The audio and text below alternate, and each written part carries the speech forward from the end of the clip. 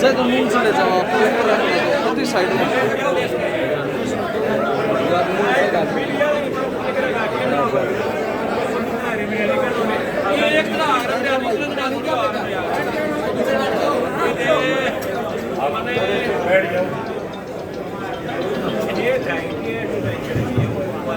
आप बैठ जाओगे तो पीछे वालों को दिक्कत नहीं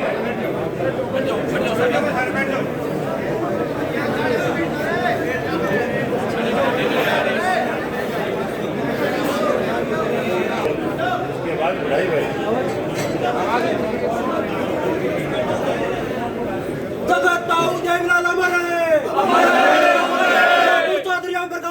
जिंदाबाद जिंदाबाद जिंदाबाद शेर भाई अभय सिंह चौटाला जिंदाबाद जिंदाबाद जिंदाबाद नेशनल लोकदल पार्टी जिंदाबाद जिंदाबाद जिंदाबाद चौधरी ओम प्रकाश चौटाला जिंदाबाद जिंदाबाद जिंदाबाद अभय सिंह राठी जिंदाबाद जिंदाबाद जिंदाबाद। आदर और सम्मान के योग इंडियन नेशनल लोकदल पार्टी के प्रदेश के अध्यक्ष पूर्व मेरे विधायक चौधरी अभय सिंह राठी जी, पार्टी के नवनियुक्त राष्ट्रीय उपाध्यक्ष श्री प्रकाश भारती जी, राष्ट्रीय सचिव नरेंद्र प्रजापति जी, जिला के अध्यक्ष भाई सुरेंद्र चिकारा जी, पूर्व मेरे विधायक पार्टी के प्रदेश के महासचिव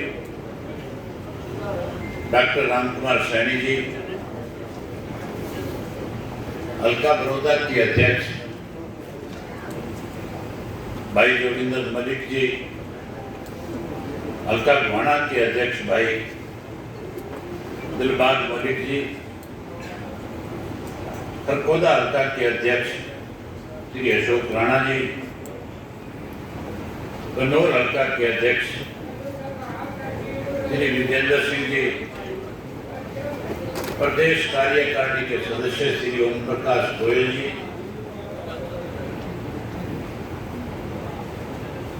किसान सेल के अध्यक्ष श्री सुरेंद्र रटवाड़ जी, मंच पे मेरे साथ बैठे हुए पार्टी के हल्का के जिला के प्रदेश तक के सभी नेतागण, आज इस जिला सोनीपत की कार्यकर्ता की मीटिंग में आए हुए पार्टी के बहुत ही निष्ठावान कर्मठ मेहनत कार्यकर्ता साथियों, पत्रकार छायाकार दोस्तों, मेरे से पूर्व जो वक्ता थे जो बोल करके गए, उन्होंने इस 8 महीने की पुरानी बड़ी हुई जो सरकार है उसके बारे में खुल करके आपके बीच में चर्चा करी। इस 8 महीने के दौरान प्रदेश में किस किस्म के हालात रहे, किन किन दिक्कत और कठिनाइयों का सामना हमें करना पड़ा, कौन से वायदे करके लोग सत्ता में आए, इन सब बातों पे बहुत खुल करके सब साथियों ने बताया। मैं सबसे पहले उन युवा साथियों का स्वागत करना चाहूंगा जिन्होंने आज अलग अलग पार्टियों को छोड़ करके चौधरी देवीलाल जी की नीतियों में फिर से अपनी आस्था व्यक्त करने का काम किया। जिन युवाओं साथियों ने यह आश्वासन दिया कि हम अब इंडियन नेशनल लोकदल पार्टी के कार्यकर्ता के रूप में पार्टी के संगठन को मजबूत करने के लिए काम करेंगे, मैं उन सबका स्वागत करता हूं, उन सबका अभिनंदन करता हूं।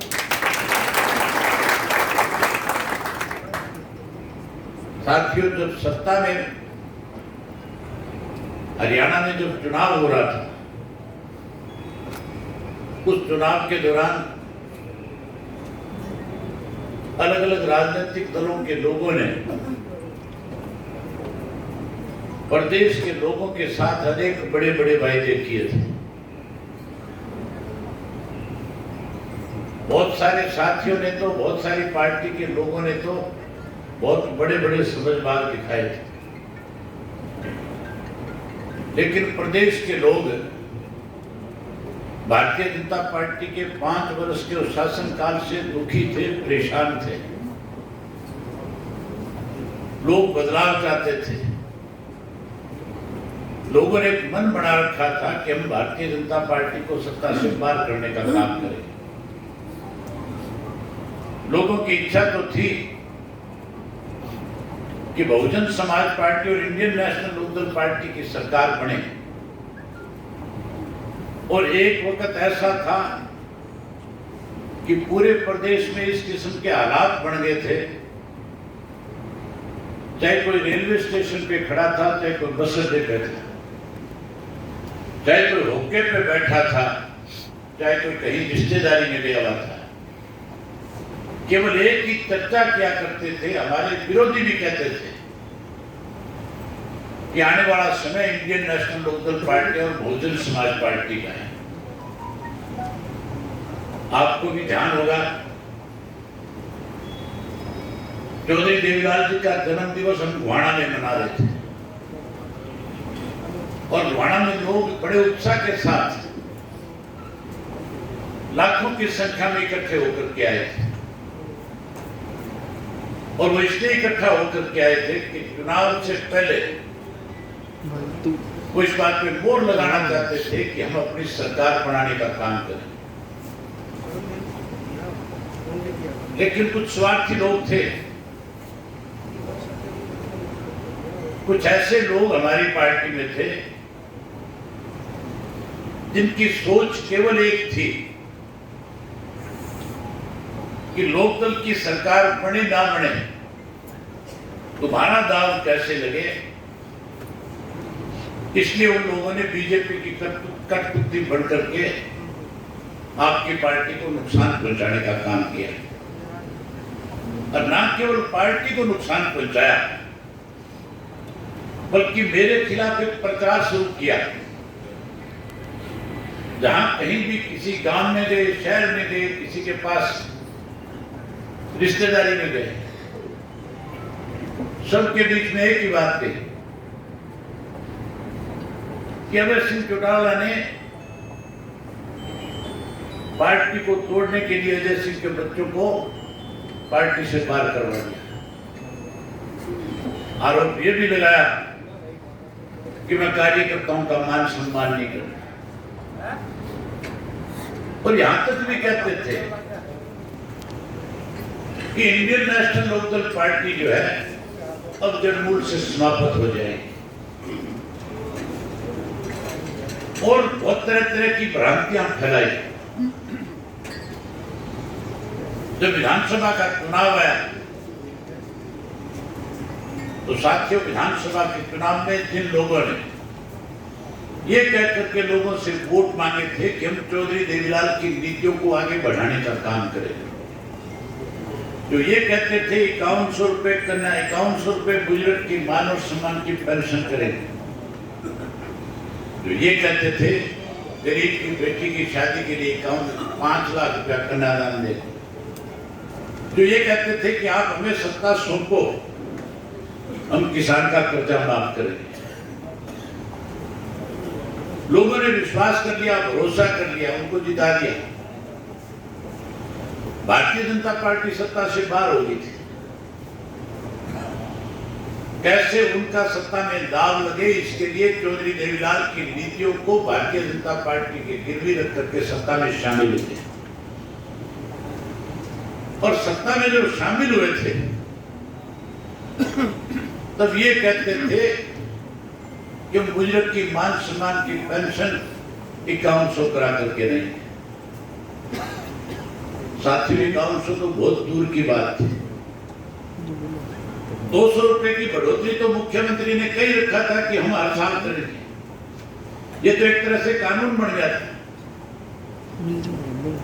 उनके हिस्से में तो 50 रुपए आए थे, वो तो 51 भी नहीं करा सके। करा सके थे क्या ये काम? हमारे यहाँ तो अगर किसी के ब्याह शादी में भी जाते हैं तो 11,21,51 दे के आते हैं।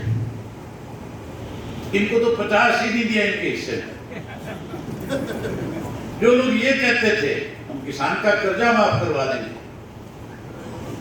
विधानसभा के 2 सेशन आए थे, मैंने दोनों सेशन के अंदर ये बात खुल करके कही थी कि तुम्हारी औकात और मुक्कत नहीं है कि तुम किसान का कर्जा माफ करा दें, लेकिन कम से कम ये भारतीय जनता पार्टी के लोग जो किसान की खड़ी फसल को लूटने का काम करते हैं, जो किसान के धान की फसल में 250 से 300 रुपए क्विंटल के खा जाते हैं, जो कम देते हैं, उसकी जांच कराओ। मैंने मुख्यमंत्री से पूछा था कि ये पैसा जाता किसके खाते में है? मिलर के पास जाता है, खरीद करने वाली एजेंसी के पास जाता है। मैंने पूछा था कि ये पैसा तुम्हारे खजाने में जमा होता है? मुख्यमंत्री के पास कोई जवाब नहीं था। हमने कहा कि आप इसकी जांच कराओ, सीबीआई को दो, ताकि दूध का दूध और पानी का पानी हो जाए। साथियों, कांग्रेस के वक्त के अंदर 10 वर्ष तक जब कांग्रेस का राज था, तो अखबार की सुर्खियां और टेलीविजन पे खबर आया करती थी कि चौधरी भूपेंद्र सिंह हुड्डा के राज में भूमाफिया सक्रिय हो गया। उनके राज के अंदर 72,000 एकड़ जमीन किसान की जो है, सरकार ने दफा 4-6 के नोटिस देकर के अपने चैत्य लोगों को कहा कि जाओ, हमने फला फला किसान की जमीन के लिए 4 और 6 के नोटिस दे दिए, आप उसको 10 रुपए ज्यादा देकर करके उसकी जमीन को सस्ते में खरीदो, हम नोटिस वापिस ले लेंगे। तो भूमाफिया सक्रिय था उस वक्त में। 72,000 एकड़ किसान की जमीन लूटने का काम हुआ था। लोगों ने भूपेंद्र सिंह हुड्डा की सरकार को सत्ता से बाहर कर दिया, और सत्ता से बाहर करके जब भारतीय जनता पार्टी को सत्ता सौंपी, तो भारतीय जनता पार्टी के राज में नई माफिया पैदा हो गई। आजकल तो इस किस्म के माफिया हैं जो हमारी नई पीढ़ी को भी बर्बाद करने का काम कर रहे हैं। नशे का एक ऐसा गिरोह हमारे प्रदेश के अंदर पनप चुका है, जिसने हमारी युवा पीढ़ी को, नई पीढ़ी को, छोटे छोटे बच्चे जो स्कूल और कॉलेज जाने वाले हैं, उनको चिट्टे के नशे का आदी बनाने का काम किया है। पिछले दिनों लॉकडाउन लगा, कोरोना की महामारी शुरू हुई। जब ये बीमारी हमारे देश में आई थी, उससे पहले पूरे विश्व के अंदर इस बीमारी ने हाहाकार मचा रखा था। इटली में, स्पेन में, इंग्लैंड में, अमेरिका में हजारों हजारों लोग इस बीमारी की चपेट में आए हुए थे। उन्होंने तो इसलिए लॉकडाउन लगाया था अपने मुल्क में कि हम इस बीमारी पे काबू पाएंगे, हम इस बीमारी से कैसे लोगों को बचाया जा सके, उसके लिए प्रयास करेंगे। लेकिन हमारे देश में तो जिस दिन पहला लॉकडाउन शुरू हुआ था,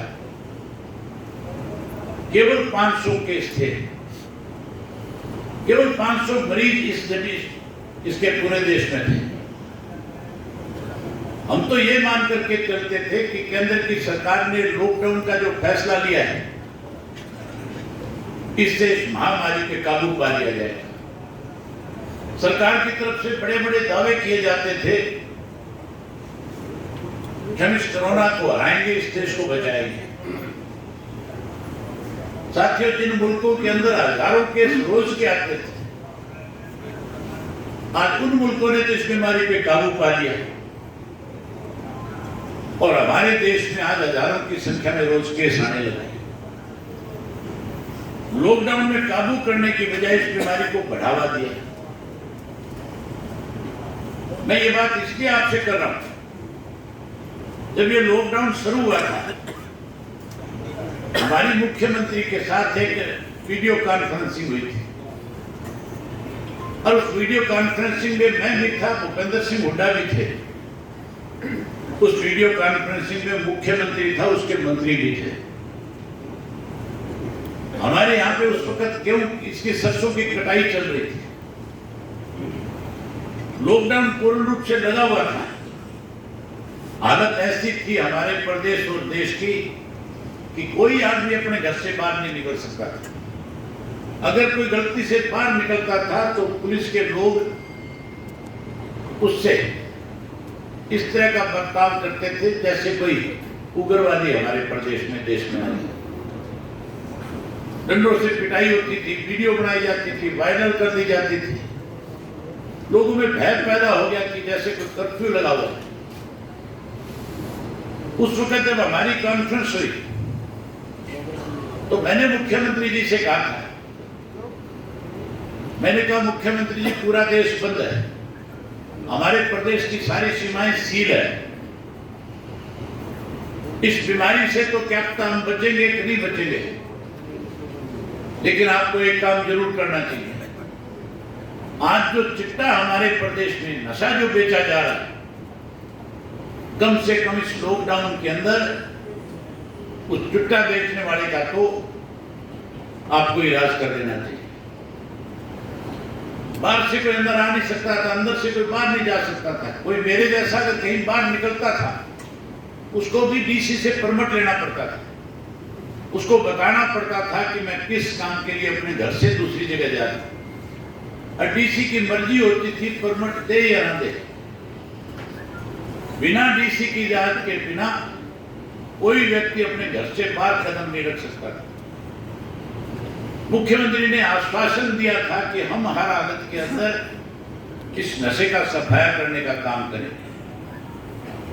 हम भी मानते थे कि अच्छा मौका है, लेकिन साथियों नशे का सफाया करने की बजाय शराब का नया माफिया और खड़ा कर दिया। गोदाम में पड़ी हुई शराब जो है, गोदाम के पीछे नए दरवाजे लगा करके निकाल करके जो 100 रुपए की बोतल थी 300 में बेचनी शुरू कर दी। बिकी कि नहीं बिकी 300 की? 1000 की भी बिकी। शराब का माफिया खड़ा कर दिया और शराब के साथ साथ किसान को कैसे लूटा जाए,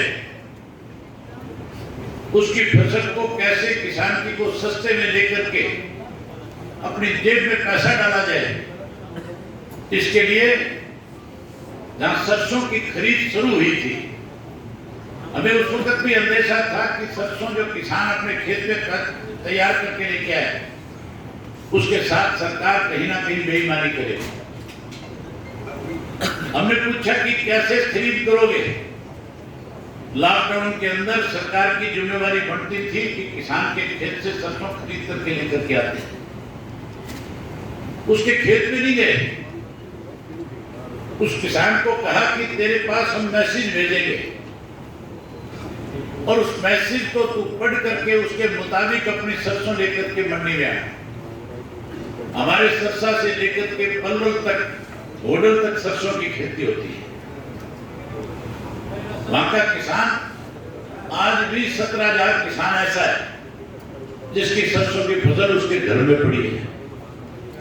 राजस्थान से सरसों खरीद करके ले 400 रुपए क्विंटल सस्ते में ली। हरियाणा के किसान की खरीद नहीं करी।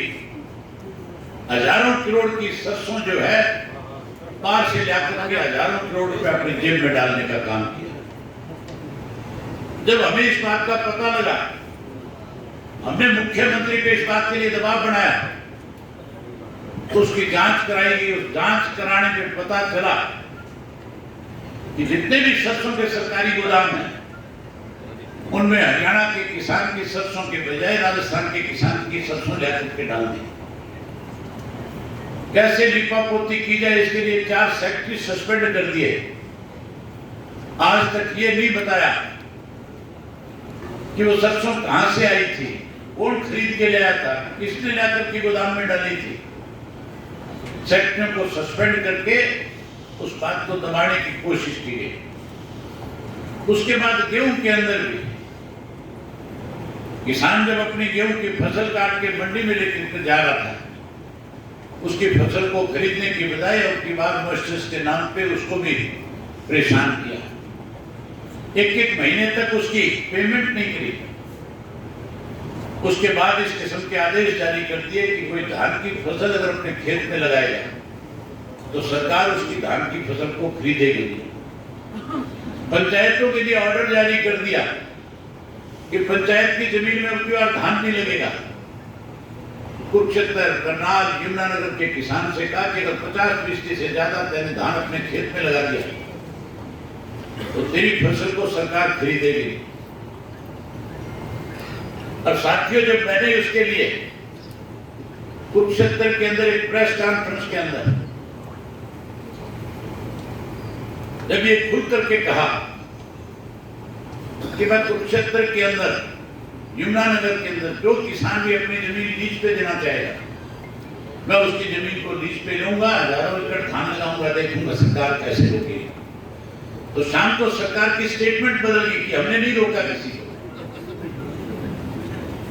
शाम को बदल गए और मुख्यमंत्री कहने लगा कि जो कोई अब की बार मक्का लगाएगा उसको 8,000 रुपया प्रति एकड़ के हिसाब से सरकार की तरफ से प्रोत्साहन देंगे।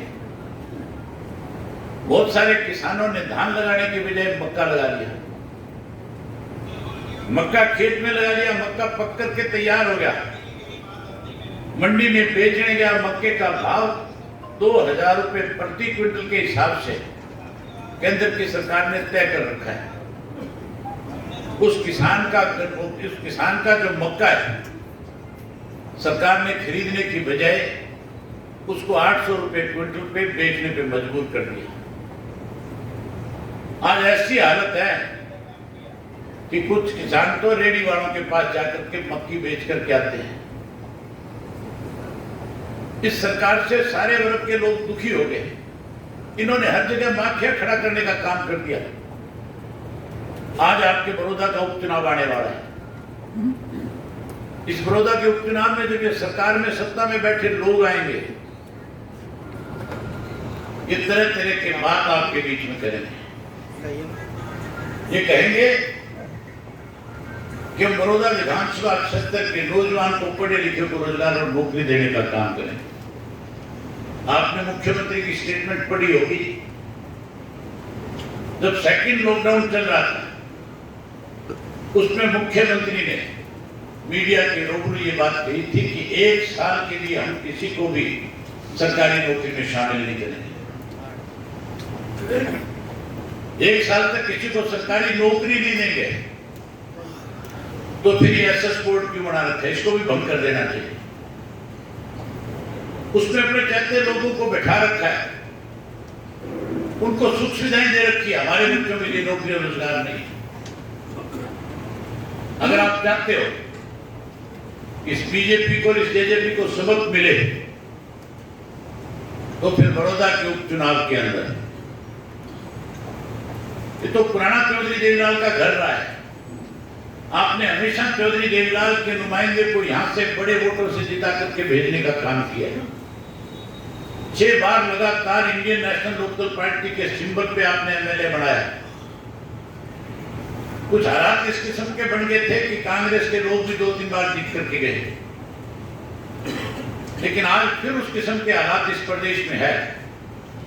आज प्रदेश के लोग सरकार से दुखी और परेशान हैं। साथियों, आपको याद होगा चौधरी बंसीलाल जब प्रदेश के मुख्यमंत्री बने थे, जब उन्होंने इस तरह से जोड़ तोड़ से अपनी सरकार बनाई थी, वो सरकार भी बीच में गई थी। बड़ौदा के उपचुनाव में तुम इंडियन नेशनल लोकदल पार्टी के प्रत्याशी को जिता देना। जब आप उसको यहां से जिताओगे तो जैसे बंसीलाल की सरकार टूटी थी, उसी तरह से भारतीय जनता पार्टी और जेजेपी की सरकार सत्ता से बाहर हो गई। कैसे बाहर होगी उसका भी बताता हूं। कैसे बंसीलाल की सरकार गई थी? बंसीलाल की सरकार इसलिए नहीं टूटी थी कि कोई बंसीलाल के सहयोगी छोड़ करके भाग गए थे। बंसीलाल की सरकार का टूटने का कारण केवल एक था, नरवाना का उपचुनाव आया था। शमशेर सिंह सुरजेवाला को राज्यसभा में भेज दिया था। उस सीट पे उपचुनाव हो गया और जब उपचुनाव हुआ था तो चौधरी ओम प्रकाश चौटाला ने नरवाना से चुनाव लड़ा था और चौधरी ओम प्रकाश चौटाला जब नरवाना से चुनाव जीत गए तो फिर सारे प्रदेश के अंदर, देश के अंदर इस बात को लेकर के मैसेज गया कि आने वाला समय इंडियन नेशनल लोकदल पार्टी का है। और उस मैसेज से अनेक ऐसे स्वार्थी नेता थे जिन्होंने सरकार को छोड़कर के चौधरी ओम प्रकाश चौटाला के साथ आकर के खड़ा होना पड़ा। बच्चीलाल की सरकार गई, चौटाला साहब की सरकार बढ़ी। आज भी उसी किस्म के हालात हैं। आज भी जो सरकार है उस सरकार में आपस में कोई तालमेल नहीं है। आज ऐसी हालत है कि सत्ता में बैठे लोग अपनी पार्टी के लोगों के लिए खुल करके पता नहीं कौन कौन सी भाषा का प्रयोग करते हैं। कोई खोपर कहता है, कोई कहता है सौदाई की मैंने। अगर उन सारी चीजों का आप देखो तो फिर आपको एहसास होगा कि आज सरकार नहीं, आज तो केवल माफिया और गिरोह बने हुए हैं जो केवल लूटने में लगे हुए हैं। इस सरकार ने इस लॉकडाउन के अंदर भी लोगों को लूटने का काम किया। हमें इस बीमारी से जहां बचाना चाहिए था, बचाने की बजाय हमारी जेबों पे डाके डाले गए और डाके भी छोटे नहीं बड़े डाके डाले गए। अगर आप चाहते हो कि इन सब चीजों से छुटकारा मिले, मैंने बड़ौदा विधानसभा क्षेत्र के बहुत सारे लोगों के साथ टेलीफोन पे संपर्क किया था जो पुरानी पार्टी से जुड़े हुए थे, जिन्होंने सदा इंडियन नेशनल लोकदल पार्टी को मजबूत करने का काम किया था। मैंने उन सबसे प्रार्थना करी थी, मैंने उनसे कहा था कि आप सब साथी हैं, उनकी बात 4 तारीख को मीटिंग में आना। और जिस तरह से अब आज आपकी मीटिंग में जो उत्साह है, जिस तरह से आज इस मीटिंग के अंदर आप लोगों ने आकर के फिर से इंडियन नेशनल लोकदल पार्टी को मजबूत करने का काम किया। यहाँ सीआईडी वाले घूम रहे होंगे, उन्होंने आपकी फोटोएं भी खींची होगी। आज मुख्यमंत्री को भी दिखाएंगे, उप मुख्यमंत्री को भी दिखाएंगे और फिर आप भी मान के चलो उनके टेलीफोन आपके पास आएंगे भी, क्योंकि आज से भगदड़ मच जाएगी इस बात को लेकर के। आज से ही इस बात की चर्चा शुरू हो जाएगी कि आने वाले समय में जब बड़ौदा विधानसभा का चुनाव होगा तो फिर 100% चुनाव में इंडियन नेशनल लोकदल पार्टी का प्रत्याशी विजयी होगा। मैंने अभी जिलों के प्रोग्राम रखे हुए हैं, डिस्ट्रिक्टों के प्रोग्राम मेरे 8 तारीख को खत्म हो जाएंगे। 15 तारीख के बाद बड़ौदा विधानसभा क्षेत्र के एक गांव में आऊंगा।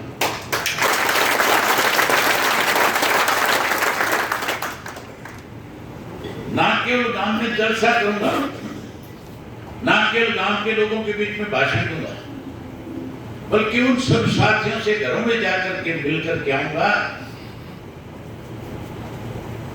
जिन साथियों ने हमेशा इंडियन नेशनल लोकदल पार्टी को ताकत देने का काम किया, जो मेरे खिलाफ प्रचार और प्रसार करते थे, जो लोग झूठ के घोड़े छोड़ते थे, जो झूठ की पोटली लेकर के साथ चलते थे, जहां जरूरत होती थी उसके मुताबिक उसमें से निकाल करके फेंक देते थे, अब उनके असली चेहरे सामने आ गए कि नहीं आ गए?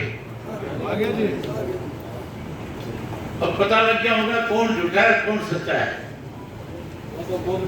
या कसर रही है अभी तक। अब कसर निकल गई भाई साहब, बोनस भी थूक के चाटेंगे।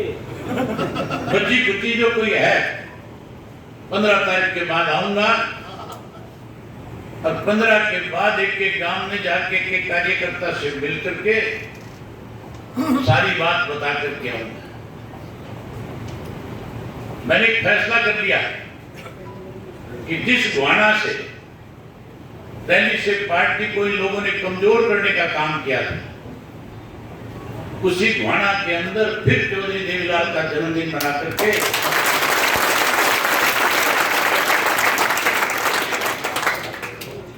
पार्टी को फिर दोबारा उन्हीं शिखर और ऊंचाइयों पे ले जाने का काम करेंगे और उसी ग्राउंड से इस बात का ऐलान करवाएंगे कि आने वाली सरकार इंडियन नेशनल लोकदल पार्टी की सरकार है।